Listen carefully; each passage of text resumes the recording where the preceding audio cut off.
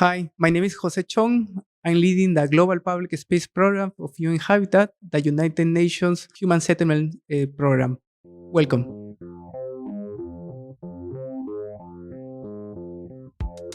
Thank you so much for listening to Urbanistica podcast. I am Mustafa Sharif, an urban planner, and you're more than welcome to join my big journey of exploring the making of smarter and more livable cities. Please don't forget to follow Urbanistica on the different social media platforms, and also let's connect on LinkedIn. Big thanks to Urbanistica podcast partner AFRI. AFRI is an international engineering and design company providing sustainable solutions in the fields of energy, industry, and infrastructure. Are you ready for a new episode? Let's go for it.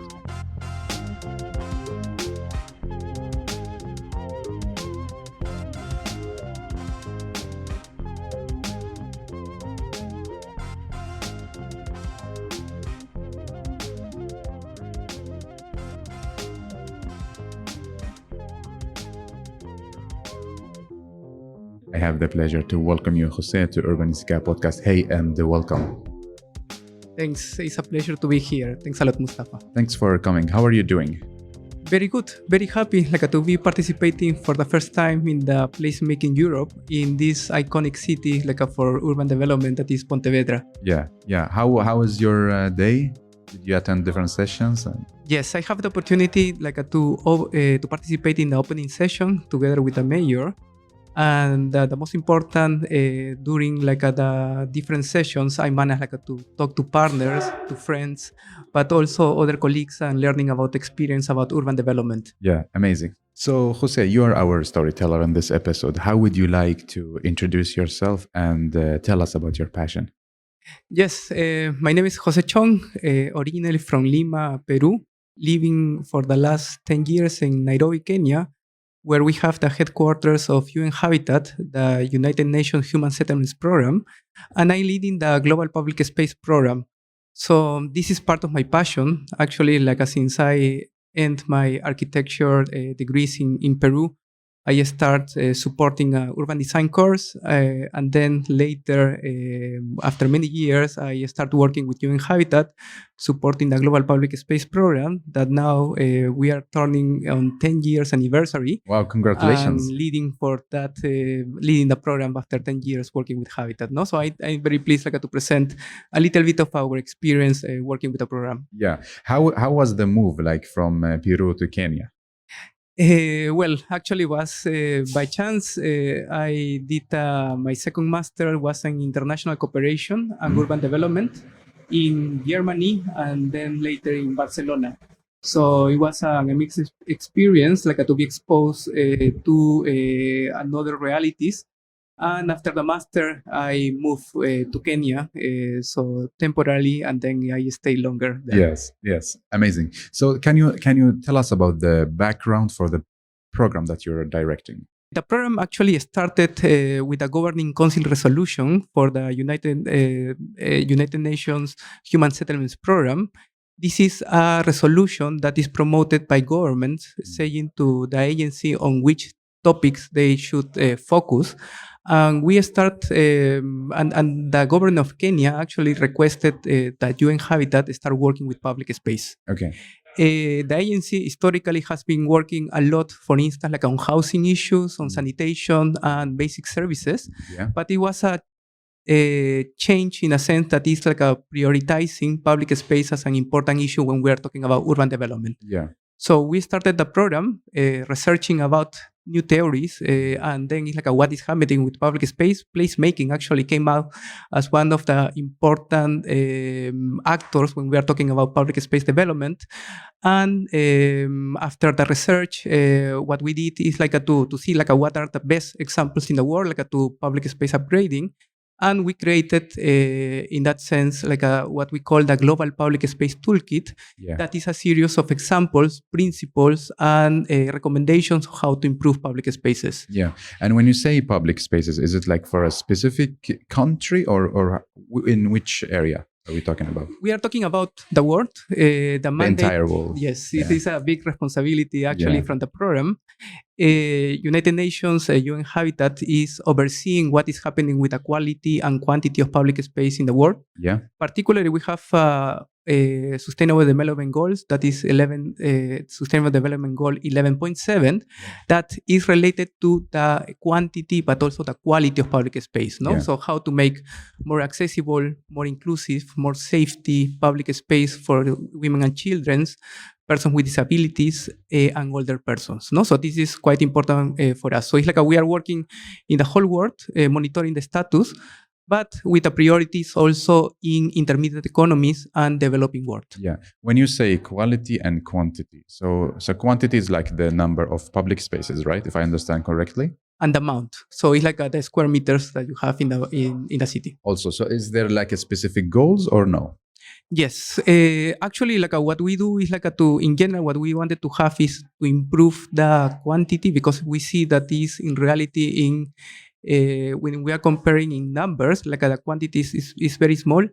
We have recommendations that a good city needs to have around 30% of land allocated to streets, Okay. and around 10 to 15% land allocated to open space and public facilities. Yeah.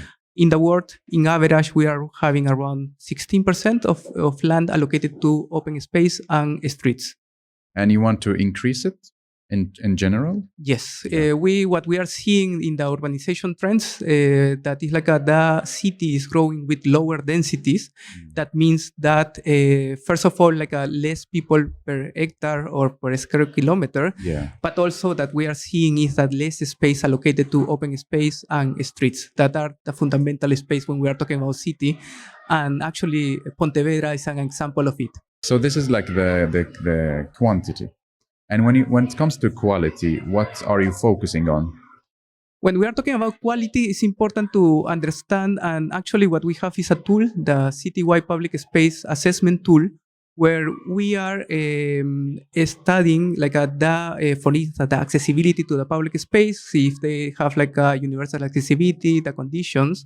What we are studying also is the security of the public space, if it's a perception of security or is it real security. Also the facilities that you have in the public space, like for example, seatings, areas, vegetation, etc. But also it's like the users that you have in the public space, no? Like how many people use the public space during the day, during the night, during the weekdays, Yeah. and during the weekends, no? So it's like all these conditions give you an idea of like the quality in general and the usage of the public space. Yeah. So Jose, how does it work? Let's say, how do you select a public space and work with it? Can you guide us through the process? Yes, actually, we have like two areas of selection of public space. The first one is to technical support. This is a technical support that is required by local governments or partners, like how to improve. So it's like the approach to the program. And they tell us what are their necessities. Sometimes it's like the upgrading of a public space itself, or sometimes it's like more to understand the system of public spaces that they have in the city, and to provide recommendation for a strategy of public space. Yeah. No? The other modality that we have is normally it's a call for proposals. Yeah. That is like we used to launch every year, where it's like the cities propose like a certain spaces that they wanted to upgrade, and then it's like we to have a selection of places where we are doing implementation. Yeah. Only to remind us that it's like what we are doing on public space upgrading are pilot projects. Because for us, it's important that it's like the implementations, normally it goes like with the local government. Yeah. And implementing partners, because it's like the communities know and the local people knows how to improve the public space. But what we bring on the table is the analysis and also the knowledge that we gather like from different examples around the world. Yeah. And is for us important as a pilot project to learn about the process and how to advise local governments or advise in certain topics that are common. No? For example, how to increase security in public space, how to incorporate more the voice of children on the participatory process, how to include the women and girls and to make the places safer, And it's like for instance, how to incorporate nature-based solutions when we are talking about public space. No, Yeah. so for us, these lessons are important because it's we translated them to normative products. So it's basically guidelines where the people can download and they Exactly. can So it's open source. It's open source. And what you have to say, what the value you bring is that you have a team of experts, but also like a huge database of different projects all around the world, right? Yes. So basically, it's we have a pool of experts that is they're related to the different topics and requests. Yeah. But also, it's we have the repository of the Sustainable Development Goals, where we are monitoring the status of public space around the world. So far, we have in our database around 1,500 cities. So it's and then it's we are monitoring what is happening with the status of public space around the different regions. Yeah. So we know, for instance, which regions are performing better, and it's which one we have to focus or to improve. Yeah. Can you give us a highlight about what are regions, the status, how is it going? Yes. In general, what we see there are regional differences. And this is also related to the state of the urbanization. Okay. We have a more urbanized regions like Europe or even Latin America that they are reaching around 80% of the population that are living in cities, but also other regions like in Africa they only have around 40% of the population living in cities, and this is related to urbanization rates. No, obviously the ones that are growing faster and the ones that are less urbanized. Yeah. In general, what we have seen also on public space development is that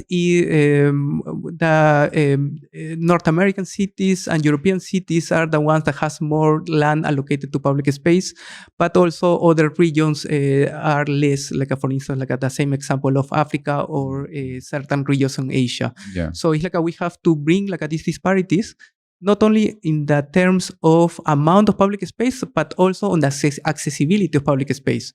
So it's these inequalities of 5 minutes walk to a public space that is that we are promoting. Certain researchers said that it's around 10 minutes walk. Yeah. But the important is how we can increase the layer of accessibility to this important function of the city. Yeah, I'm very curious about how the reporting. How do you gather all this data from so many cities? What is you call it mechanism? Yes. Of reporting to update to follow up the SDG? Yes, no. The SDG, we have the Global Urban Observatory. Yeah. So it's we are in charge of monitor what is happening with cities around the world. And normally this data comes from self-reporting, from national governments, that they gather this information from cities. And normally what you have is a sample of cities in the countries, but also in the regions, to report about the global status. But in the SDG process, also we gather to all the member states to report on the status of the different indicators. In the case of public space, we do the two ways. It's some countries doesn't report about the status of the quality of certain indicators because of sometimes a lack of resources that, or maybe that is they choose some indicators that they wanted to report. Yeah. And so it's what we do is through satellite images, we complete the layer of cities that is needed to have a complete overview of what is happening in the world. No, Yeah. so it's this is satellite images, then verifying on the ground, and is then consolidating the database. Yeah, and I think this question you get a lot. Are we going to achieve this sub goal in the time or no? This is a question that is quite complicated. I think that in general, we have seen that it's since the Millennium Development Goals that it came before and down the Sustainable Development Goals, there are some positive aspects in terms of urban development. And this is positive, for instance, that it's in proportion, we have less people living in slums or informal settlements. So this is a big achievement that has been produced along the years. Yeah. And so it's there are some indicators that are improving in general. What we need to do is to still push for the different indicators, because it's the SDG is not only related to cities, it's related to the whole changes that need to happen at the society level, to have a more sustainable ways of living in our world. No? Yeah. So I think it's quite complex, but in general, we see that it's a possibility, and the way to start actually is to monitor what is happening in the world, and if we are improving or we are reducing the values that are requested in different indicators. Yeah. So how big is the team? Like, you're dealing with a kind of entire world. How big is the team? What are the different teams and the organization? Yes, in the UN Habitat is a relative small agency, in the United Nations systems. We have a different office. The headquarters is in Nairobi, Kenya. And this is important because it's we have also UN environment. So it's the only headquarters that we have in a developing context. So this is quite important as a statement. Yeah. And is what we have is regional offices in Latin America, in Rio de Janeiro, in Asia, in Fukuoka, in Europe, a liaison office in Brussels, and in the Africa office in Nairobi, Kenya. No, so it's and we working always with country offices that are located in the different regions, and they coordinate with headquarters.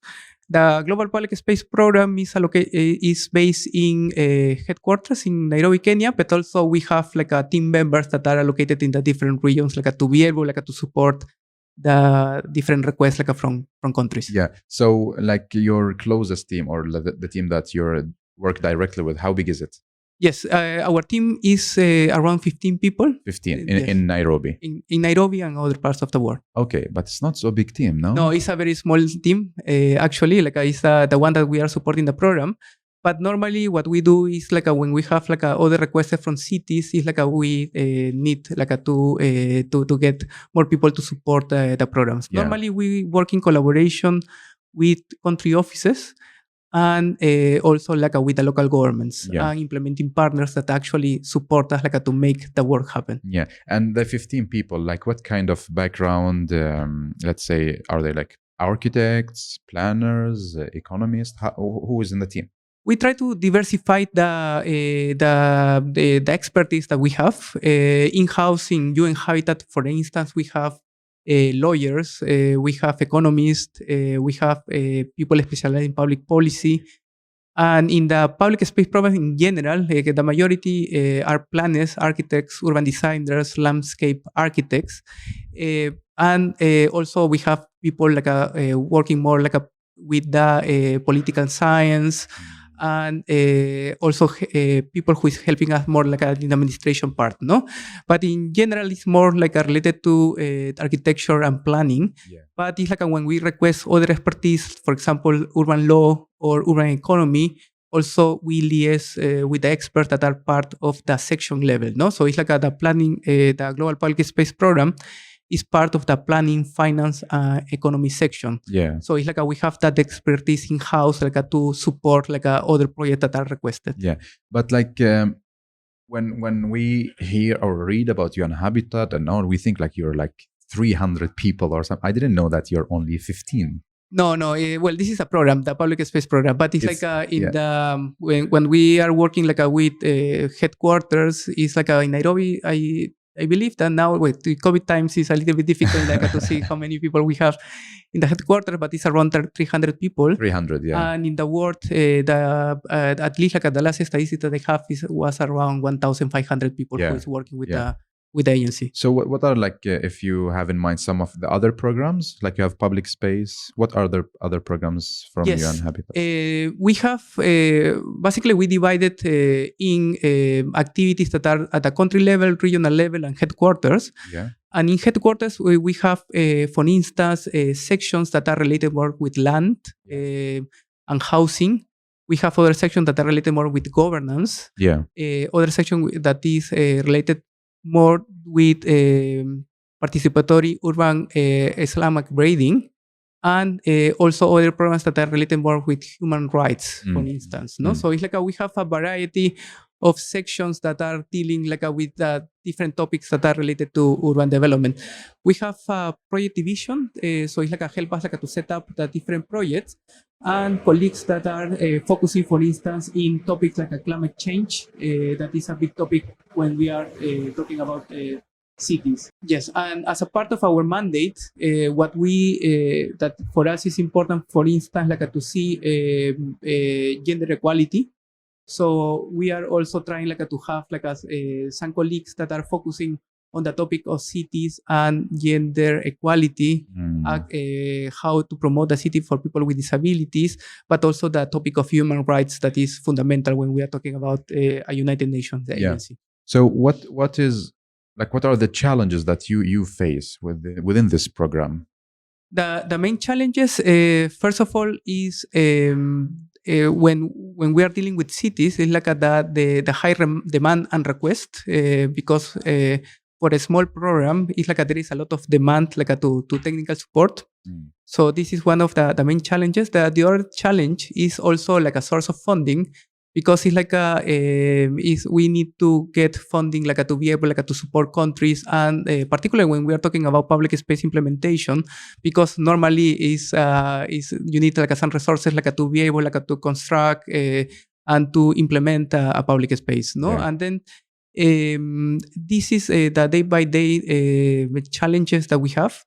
The good thing is we have certain donors that is they are that they're aware of the importance of public space, that is they create in the mandate of the agency, and help us to implement projects around the world. No, in the last 10 years, for instance, we have upgraded more than 140 public spaces around the world. And we have been able, with this small team, to support more than 100 cities in 54 countries. Wow! So I think it's a big achievement, for a small team in 10 years, and hoping to be able to scale up on the activities and also in the program. Yeah, and I wanted to ask you, when you come as a UN Habitat, do you come with this mega big agenda and a long methodology? Is it, how to say, is it easy to work? Why should I, me as a city, why should I work with you but not work in the traditional way?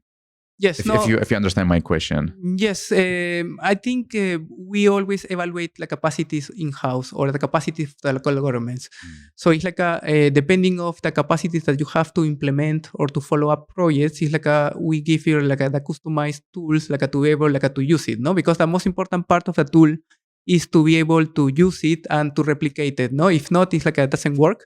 Yeah. Sometimes even is to simplify the tools that is normally the planning processes provided. No, so it's for instance, it's different to work in a context a Nairobi, a city in Africa, or when we're talking about participatory processes in Oslo or in Madrid.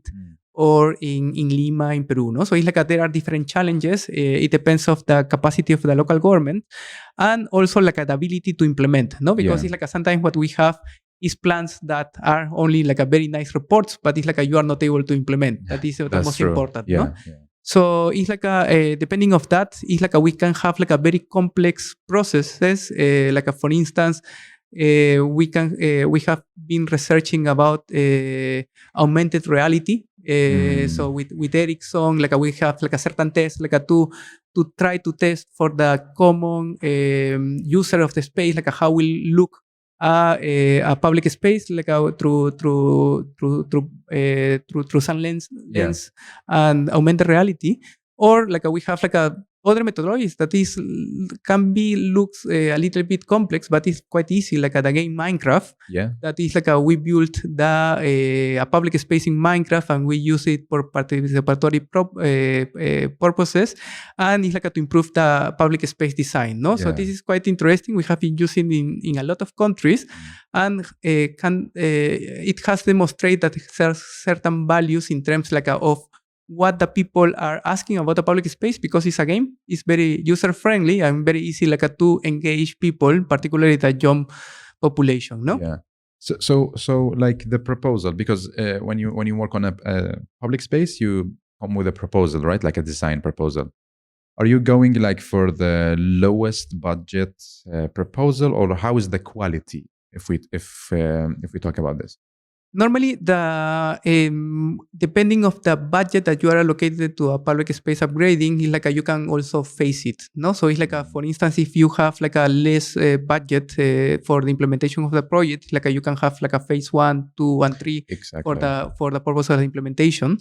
Normally, also what we do is depending of the project, is like we scale the availability of resources, and then it's like also like the size of the public space that we are upgrading. No, so we have been supporting big projects in a sense, like more like a normal neighborhood parks, like to be upgraded in the case of Kenya with 3 phases, and we were getting the upgrading depending of the availability of resources, or even like a tiny project as a stair in the hilly slopes of Lima, Okay. but it's like for informal settlements of places that doesn't have access to potable water.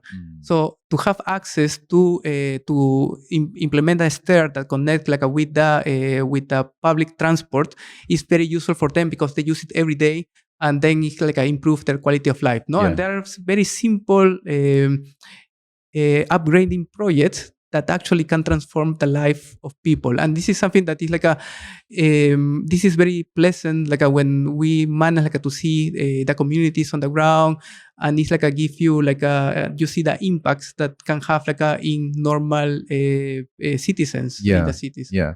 Do you have a favorite public space or a project that like you're attached to, or you think about? It's like some interesting project. Yes, no, I think like there are many actually depending of the time, but I really like a one that is more related to a project, but also to building a network. And it was showcased like during my presentation during the first day of the conference, the placemaking network in Nairobi. No, like this started as an event that with like a very small interventions that is part of Jibanji Garden, that is a park that we have been upgrading in the CBD of Nairobi. It's the only green space in Nairobi. It's like we managed to close one street, but also to activate the space for 1 week. But it's like what we were doing is like to bring in the different partners of public space, like to bring ideas and to activate the space. Yeah. The result of that 5 years later is that it's like they're continuing like with a placemaking week Nairobi with very low resources. Yeah. And it's like with partners bringing what they can contribute, no, like in-kind contribution, the effort, the time, the networks, etc.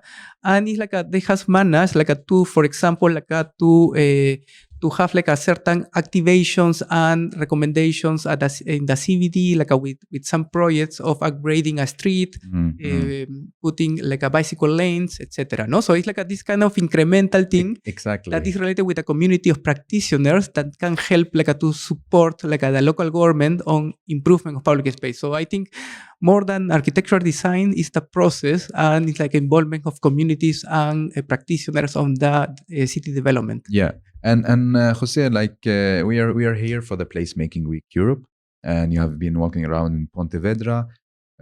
Is there a specific message to people working on city development here that you would like to leave for them?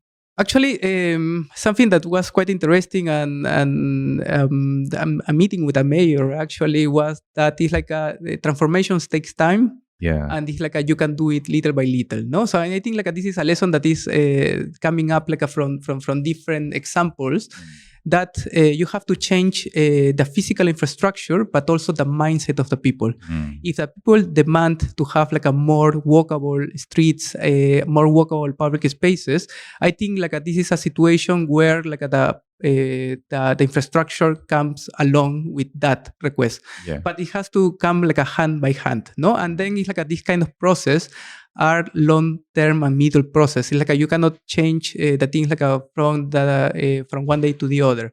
So it's like it has to come like with also with the knowledge of the general population about the importance and the quality of life, and they experience this quality of life. No, so I was talking with many people here in Pontevedra that they like to live, and it's a very well known of urban design. But also, what they don't see behind is like a long-term political process that is part of the transformation of the city, no? Because what happens sometimes is like the technical or like the principle of urban development that they are not followed along the years. And also this doesn't conduce to a good implementation of projects, long-term processes, community building, etc. Yeah. So if you summarize your message to Pontevedra for the future development, what it will be? I think like in general they are doing great. Yeah. I believe that there are maybe like now it's like they have a challenge, no, like how to reinvent themselves after so many years. Probably there is another agenda that has come in the recent years, like for example climate action, like to have like a more native resolutions, reduction of emissions. So like there are challenges that all the cities are facing. And then also like how to bring innovation and maybe more livelihood and activities, no? But in general, they are doing quite well. But it's like how after these many years, like focusing in one model, how to change in a way that is like they continue with this quality of life, but bringing maybe like the new theories or like the new population that actually is coming here. Like there is a lot of youth population that is moving to Pontevedra because of the good conditions and the quality of life that they are bringing. It's like a livable city and also a pedestrian-friendly city. So you mentioned in the beginning about placemaking is also an interesting part of what you consider when you develop public spaces. Can you tell us more about this? Placemaking, we believe that is an important tool because it's like it can bring the activation of the space, but also can bring the community in when you are doing placemaking, no? Because I think like you can see the end results in a sense, like these activities that is happening. But also I think that the most important part when we are talking about these kind of tools is like to make a sense of belonging, a sense of community. And I think this is fundamental when we are talking about public space. No, we are not only talking about hard infrastructure that you have to build, that is there, and sometimes if you don't use it, like basically it doesn't have a meaning. But if you have like this kind of sense of place when you're having these activations and like the use of the public space, I think this is better in terms of because it has like a lot of collateral benefits. No, like for example, security. You have like a social cohesion. You have like a sense of belonging. And this was quite important, for instance, when we were talking about the pandemic, no, like the values of public space. We were talking to bring again like the example of Pontevedra, no, when this like when I asked to the mayor like what were the challenges during COVID-19 times. It's like many cities, for instance, has to adapt public space and they had to do tactical urbanisms in a way like to expand the area allocated like in the public space to be able like to maintain like this kind of 1.5 meter distance. But in the case of Pontevedra, they didn't have to do anything of that because they already had it. No? So it was nice, like these kind of things that public space can be, and that's something that we discovered that is like that can be an asset on time of crisis. Exactly. No? And this is fundamental, and I hope that this lesson is continue with us in the future. For sure. So what, like I usually ask my guest about what can we do more? How can we become better? So, but also like, what should we stop doing? Let's say as a placemakers, in your opinion. Yes, I think in general, this is you have like a lot of things that that is like the community knows probably, no? So it's like sometimes it's like when you are coming like with this kind of we tend as a professional sometimes like to come like with an expertise that we know everything, no? And actually this is some principle also of placemaking, no? That the community is the expert. And sometimes like we tend to forget that because you have the community that actually operates in the public space, and then it's like they know what are the problems, the challenges, maybe the opportunities. No, so this is quite important when you have the community. No, sometimes the challenge is that you don't have the community, but it's probably like if you dig a little bit down, it's like someone will be a Yeah. user, you have the neighbor, you have like maybe the business community that is part also of the one operating the space, no? So I think like this, and sometimes like what we try to do is like overdo the analysis assessment, but it's like we ask to the stream vendor that is there, that maybe he will tell you what is the problem, or when we ask to the community, they will tell you the main problems, and then it's like you can design to that, no? So maybe like we have to think about the tools that are amazing, and I think like help us like in the specific problem. Yeah. But maybe like we have to think about the right tool, but also to discuss with the community to see the problems and maybe like to discuss the advantage. So like even with all the tools we have, we shouldn't forget about the community opinion. Even if we like placemaking is a huge part of it, building on community's opinion, but still like we should really integrate them all in.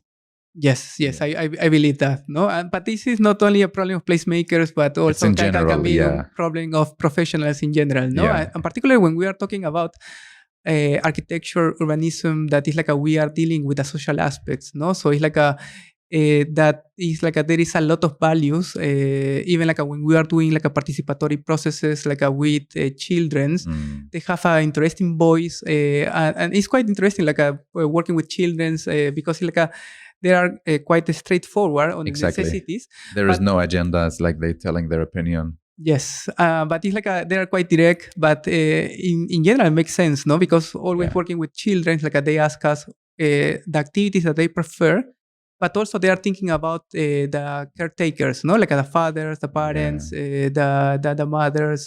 So it's like all the ones who are taking care of them. So it's like as a part of a complete design of the space, no? So I think we have to take in consideration also the different voice of communities. Yeah. And what should placemakers keep doing or start doing? I think like the movement is growing, and I think like this is something that is since many years we have seen like the placemaking community growing in general.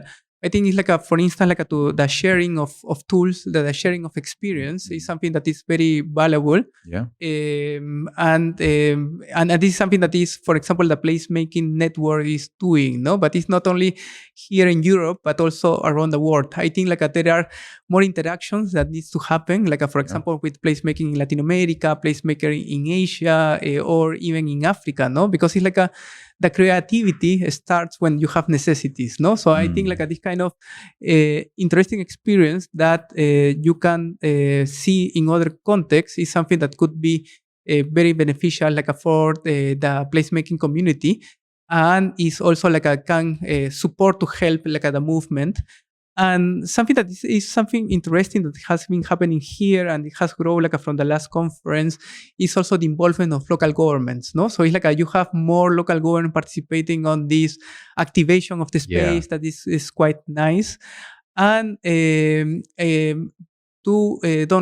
forget like the participation of them is fundamental when it's like we are talking about improvement of cities. I will put one example because I think like this is quite important. We have been supporting Wuhan, the city of Wuhan that is quite very famous now. We used to explain where is Wuhan before. And we have been supporting them like for many years on in a program that is called People-Oriented Public Space. Okay. So this was quite interesting because it's like they were interested like how to bring participation or the voice of the community like to urban design, no? So and I think like this was quite interesting. We used block by block Minecraft like to involve communities. And talking to the Planning Institute, they told us that was quite interesting.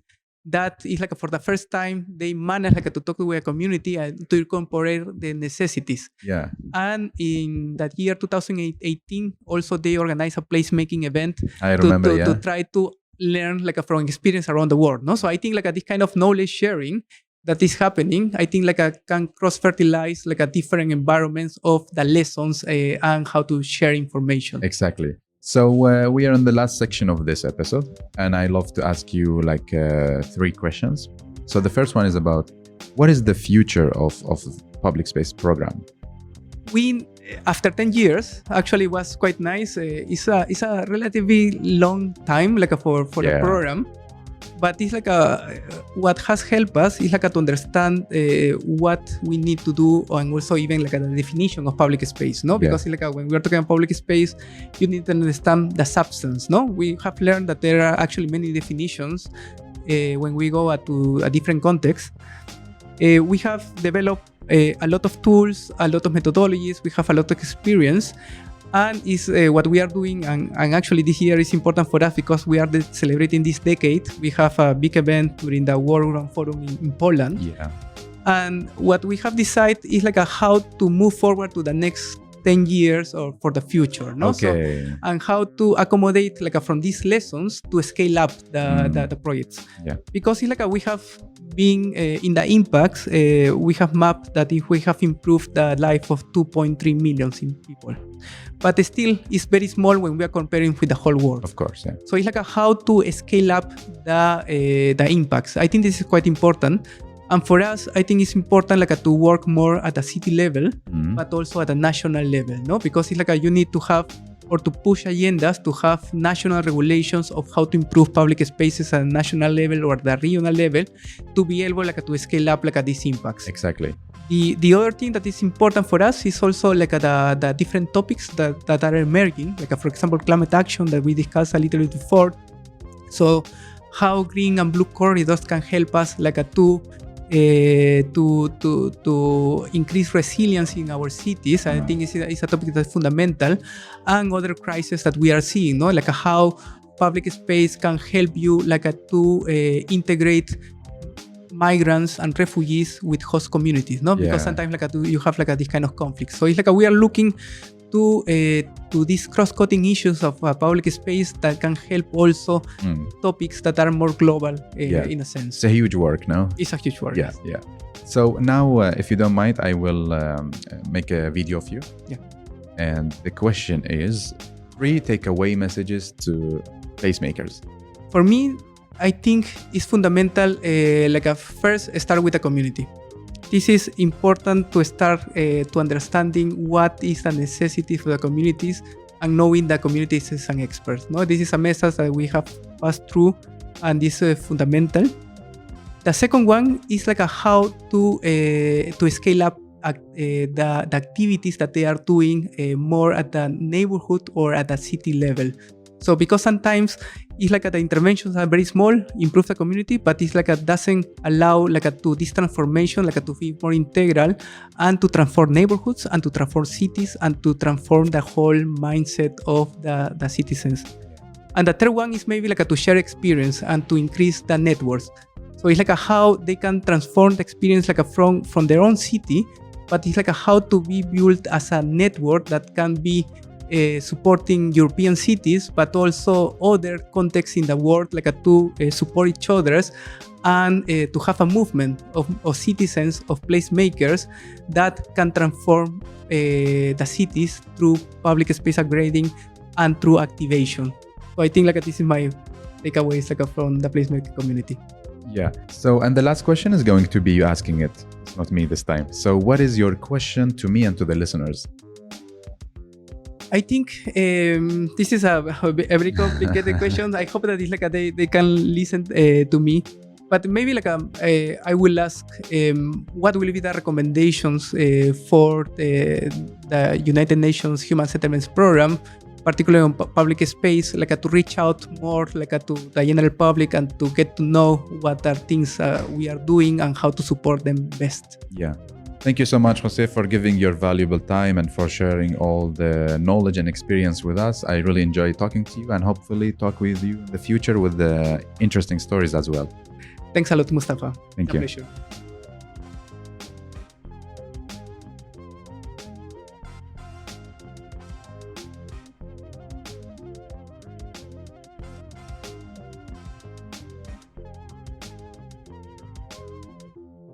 Well, thank you so much for listening to Urbanistica podcast. I hope you really enjoyed this episode. You learned something new and also got inspired by the guest. Don't forget to share the episode on your social media and recommend it to people you think they are really interested in this topic. Thank you so much again for giving your valuable time to Urbanistica podcast. I am Mustafa Sharif. Keep up the good work. Keep loving cities.